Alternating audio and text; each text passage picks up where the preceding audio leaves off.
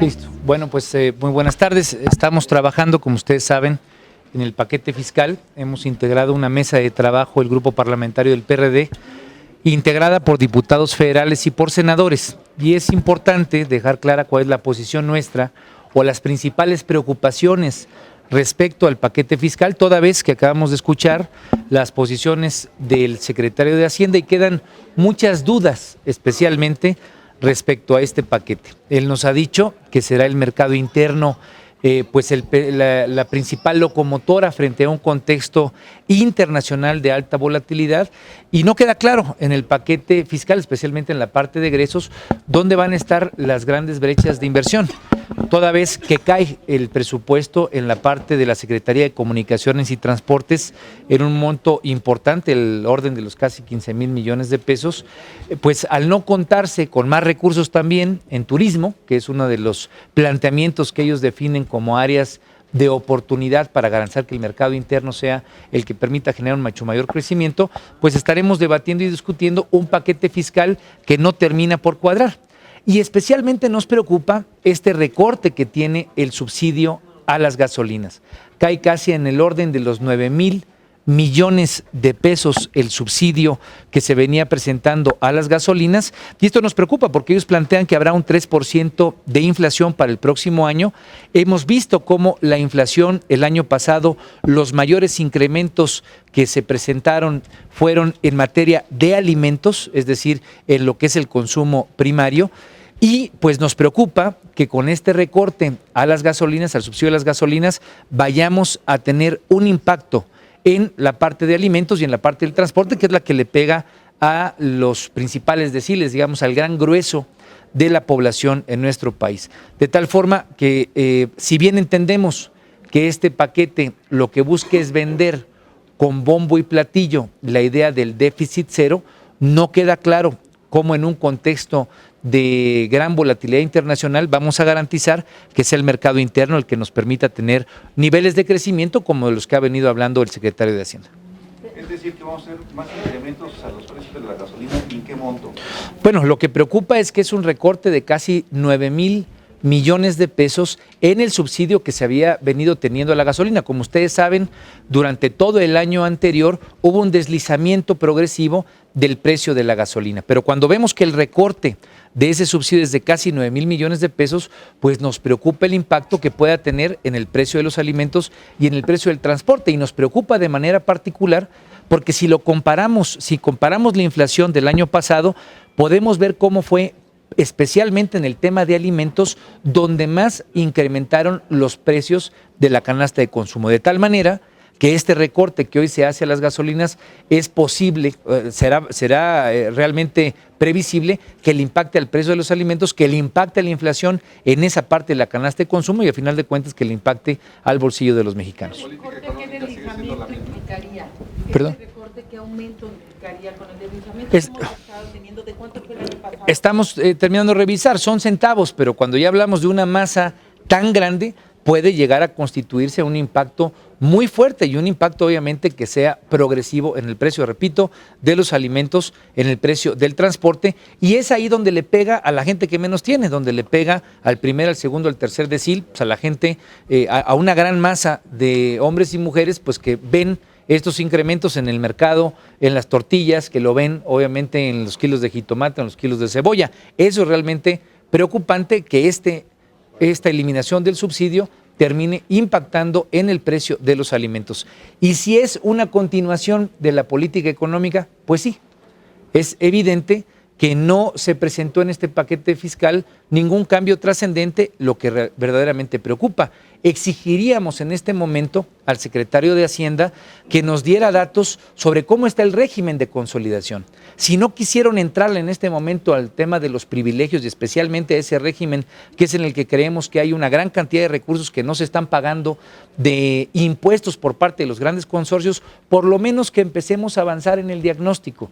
Si es que se ha planteado como parte del acuerdo del Pacto por México el tema de ir contra los privilegios, pues por lo menos que empezáramos con un diagnóstico compartido en el debate fiscal de los próximos días. Senador, ¿se presume aumento también de servicios porque es un paquete que tiene déficit cero y bueno, ¿de dónde van a salir los recursos? Bueno, tendríamos que revisar en dónde va cada uno de los impactos. Sí nos preocupa el tema de la gasolina porque a final de cuentas termina teniendo una incidencia directa, y esto está demostrado con estudios que se han venido aireando desde los últimos años, tiene una incidencia directa en la inflación. Yo se lo pregunté aquí en la comparecencia al entonces candidato a ser subsecretario de Ingresos, dijo que no tendría ningún impacto en la medida en la que no fuera un monto mayor, un monto importante de recursos el que se disminuyera, pero están quitándole casi 9,000 millones de pesos a ese subsidio, de tal manera que quedan serias dudas de si se tendrá un impacto en el precio de los alimentos. Nosotros pensamos que sí lo va a tener y por eso estamos preocupados y estaremos atendiendo la revisión de manera muy escrupulosa junto con los diputados federales del PRD. ¿Esto quiere decir entonces que va a seguir incrementando mensualmente la gasolina? ¿Y en qué monto? Ahí no entiendo. Bueno, no hay especificaciones todavía de en cuánto tendría que irse liberalizando ese precio. Ellos nos han planteado que irán haciéndolo progresivamente, pero lo que preocupa es la masa presupuestal que está prevista para todo el año. Independientemente de que se haga de manera progresiva, una vez al mes, cada 2 meses, qué sé yo, eso todavía no tenemos claro cómo lo estarían planeando ellos para prorratearlo, pues la cantidad, repito, de casi 9,000 millones de pesos de recorte del subsidio que actualmente tiene, nos permite pensar que tendrá un impacto en el precio de los alimentos. ¿Citarán aquí al secretario para que les explique todo? Bueno, estaremos atentos precisamente a armar una estrategia compartida con la Cámara de Diputados. Sabemos de lo corto que tenemos los tiempos para aprobar tanto la ley de ingresos como el presupuesto de egresos, pero sí estaremos en la lógica de que toda la información que requerimos nos la estén entregando de la manera más contundente y más dinámica la Secretaría de Hacienda. Precisamente por eso lo que estaremos planteando es, en la lógica no solamente de aprobar o de revisar este paquete fiscal, de analizar este paquete fiscal, es que empecemos a tener elementos contundentes sobre cómo está la parte tributaria. Y de manera particular,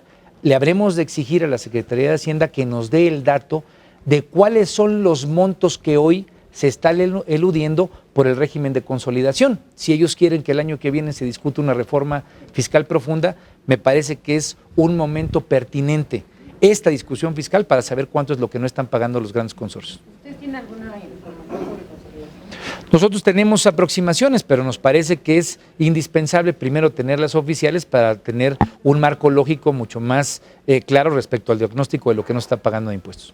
Senador, en otro tema, sobre el tema de ley orgánica, que mañana concluía, ¿ya saben cómo va a evolucionar? Si el PRI va a ceder a que sea reforma legal, o ustedes van a defender su posicionamiento de que meramente sea legal la ratificación, o sí, si se presenta una reforma constitucional. Bueno, nosotros hemos sido muy claros respecto a nuestro análisis de la ley. Consideramos que lo que ha querido plantear el PRI no es exacto, no es adecuado. Ellos han querido enfrascarse en un debate constitucional que no existe desde nuestro punto de vista. Mañana está convocada la sesión y precisamente por la forma en la que terminó la sesión del pasado jueves, será el primer tema a analizar. Hay 2 posibles escenarios. El primero será, y yo esperaría que ese fuera, que el PRI haya recapacitado respecto a esta cerrazón que presentó, que acepte la votación a favor que estamos proponiendo respecto a la ratificación de los 2 funcionarios por parte del Senado de la República sin que haya un cambio constitucional. Ese será un escenario. Yo espero que ellos hayan aprovechado estos días pues para sensibilizarse respecto al tema y para poder apoyar la propuesta que hemos venido haciendo. Y el segundo será pues irnos a los votos. Una vez que tenemos compañeros que han regresado de las ausencias que tenían, yo espero y estoy convencido de que esa votación habremos de ganar el día de mañana. ¿Los van a cuartelar, senador? Bueno, nosotros estamos convocados a todos los senadores y senadoras en la lógica de que mañana estamos convocados no solamente bajo un régimen de estar acuartelados, sino que es nuestra obligación estar aquí presentes, así nos lo ha hecho saber el coordinador y así estaremos haciendo el día de mañana. ¿Tendrá permiso mañana para no asistir? Pues estamos en la lógica de que el día de mañana estaremos todas las senadoras y todos los senadores votando esa ley que ya es pertinente y oportuno sacar adelante. Gracias, compañeros. Con eso, entonces ustedes sesionan hasta cuándo aquí, con lo de la ley de ingresos y egresos, ¿hasta cuándo terminarán? Bueno, las sesiones nosotros tenemos que aprobar esto obviamente antes de que se apruebe el presupuesto y tenemos una fecha perentoria, el 31 de diciembre, tiene que estar aprobado antes de las 12 del día siguiente el presupuesto de egresos.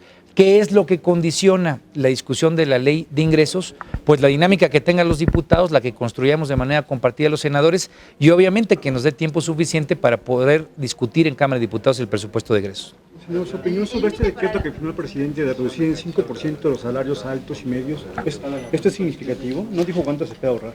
Bueno, no tenemos un dato y nosotros hemos insistido en que no solamente para este paquete fiscal, sino ya tenemos varios años debatiendo y discutiendo que es indispensable recortar los sueldos que hoy ganan los altos funcionarios, los sueldos que ganamos los senadores, los sueldos que ganan los diputados federales, los sueldos que gana el Poder Judicial, de tal manera que habrá que evaluar cuál es el monto aproximado que representa este 5% de descenso, pero nos parece que tendría que ser más. Hoy si compara uno los sueldos que tienen los altos funcionarios de este país, de los órdenes y de los poderes que he dicho, con los que tiene Brasil, están prácticamente al doble que lo que paga Brasil, de tal manera que todavía debiera haber un espacio importante para con sueldos más bajos tener mucho mayor eficiencia administrativa. ¿Tendrían que entrar también gobernadores, alcaldes?